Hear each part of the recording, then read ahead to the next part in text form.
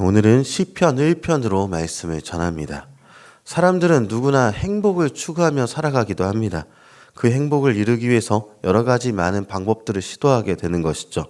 그래서 각자가 정의한 행복을 위해서 모두 힘을 다해서 살아가는 모습들을 종종 발견하게 되는 것인데요. 우리 그리스도인들은 그러면 어디서 이 행복의 기준을 찾는가? 당연히 성경에서 이 행복의 기준을 찾는 사람들이지 않을까 그렇게 생각이 듭니다. 시편 1편은요. 히브리 성경에서 시편의 시작이기도 하면서 유대인들이 기도와 찬양의 예배로 나아가기 전에 암송하고 묵상했었던 것들이 바로 이 시편 1편의 내용들입니다. 이것은 단순한 예배의 시작을 넘어서서 인생의 방향 설정을 다시 하자라는 고백이 바로 여기이기 때문에 그랬던 것이죠. 그리고 시편 1편의 첫 단어를 보니까 히브리어로 아시레라고 발음하고 있습니다. 그리고 이것은요.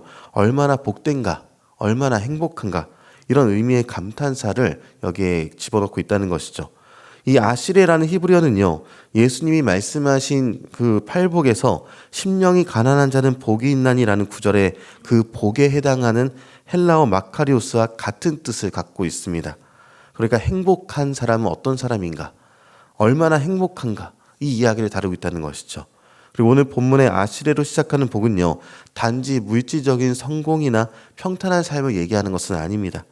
하나님의 말씀 안에 뿌리를 두고 살아가는 그 사람의 인생에 깊은 만족과 기쁨이 여기에 뜻하는 단어가 이 아시레인 것이죠.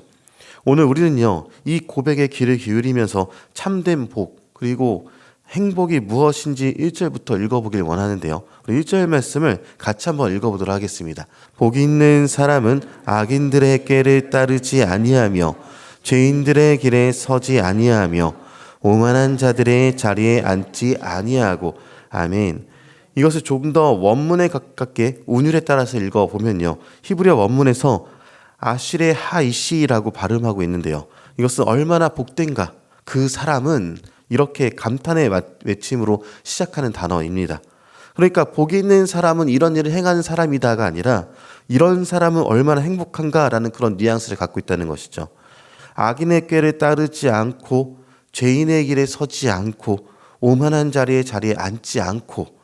행복한 사람이 피하는 이 세 단계를 함께 보도록 하면요. 악인의 꾀를 따르는 것, 죄인의 길에 서는 것, 오만한 자리에 앉는 것, 이 자체를 안 한다라고 얘기하고 있는 것입니다. 그러니까 생각을 따르는 것, 행동하는 것, 정체성을 얻는 것을 거부하는 사람들, 악인의 생각들을 거부하는 것, 이것들을 얘기하는 것이죠. 그러니까 얼마나 행복한가, 복이 있는 사람들은, 행복한 사람들은 이런 것들을 따르지 않고 있기 때문에 얼마나 행복한가를 이야기하는 것입니다. 그리고 그 복이 있는 사람, 행복한 사람은 당연히 다른 길을 알고 있는 사람이겠죠. 그럼 누가 행복한가를 보니까 2절의 내용입니다. 2절 말씀을 같이 한번 읽어보겠습니다. 오직 여호와의 율법을 즐거워하여 그의 율법을 주야로 묵상하는도다. 아멘. 여기서 복이 있는 사람은 하나님의 말씀을 사랑하고 그것을 즐거워하고 묵상하는 사람이다라고 얘기합니다. 그래서 묵상한다라는 히브리어 하가는요. 중얼거리고 반복하고 되새기다. 이것을 얘기하고 있습니다. 단순한 암송이나 공부를 넘어서서 하나님을 입술과 마음으로 계속해서 반복하면서 삶의 중심에 두는 자세를 갖고 있다는 것이죠. 그러니까 복이 있는 사람은 무엇을 하지 않는지뿐만 아니라 무엇을 하는가도 보게 된다는 것입니다. 그는 말씀을 사랑하고 그 말씀 안에 거합니다. 그리고 이 자체를 하고 있는 이 사람은 얼마나 행복한가라고 감탄하면서 오늘 본문은 시작하고 있다는 것입니다. 그리고 3절부터 보니까 시편 기자는 복 있는 사람의 삶을 시냇가에 심은 나무로 비유합니다. 물은 하나님의 말씀, 뿌리는 그 말씀에 뿌리내는 신앙, 열매는 그 삶의 열매를 말합니다. 여기서 형통하다라는 말은요, 인간적으로 일이 잘 풀린다라는 의미보다는요, 하나님의 뜻 가운데 뿌리 내려서 흔들리지 않는 삶을 뜻하는 것이 바로 형통한 삶을 얘기하는 것이죠. 이 형통은요, 계절이 바뀌어도 마르지 않는 나무며 환경이 바뀌어도 흔들리지 않는 내면의 평안을 얘기하고 있는 것입니다. 그러나 4절부터 보니까요. 악인은 그렇지 않다라고 얘기하죠. 복이 있는 사람과 대조적으로 악인의 삶은 뿌리 없이 흩날리는 겨처럼 그저 바람에 날려가는 존재다라고 말합니다. 겨는 곡식의 껍질입니다. 겉보기엔 있어 보이지만 속이 없는 것이죠. 바람에 날려 사라지기도 하고 심판의 날에 설 수도 없는 것입니다. 이 말은요, 단순한 형벌이 아니라 하나님 앞에서 존재의 무게를 가지지 못하는 삶의 공허함 자체를 얘기하는 것입니다. 그리고 마지막 절을 보니까요, 무릇 의인들의 길은 여호와께서 인정하시나 악인들의 길은 망하리로다. 아멘. 이 마지막 구절에는 두 길의 종착점 자체를 보여주고 있습니다. 하나님이 인정하시는 길인가, 아니면 자기만의 길을 가다 망하는 인생인가. 이 인정하다라는 말은요, 깊은 관계 속에서 아신다라는 것을 얘기합니다. 복 있는 사람은요, 하나님께 알려진 존재입니다. 하나님의 시선과 그 동행 속에 살아가는 자가 얼마나 복된가를 말하고 있는 것이죠.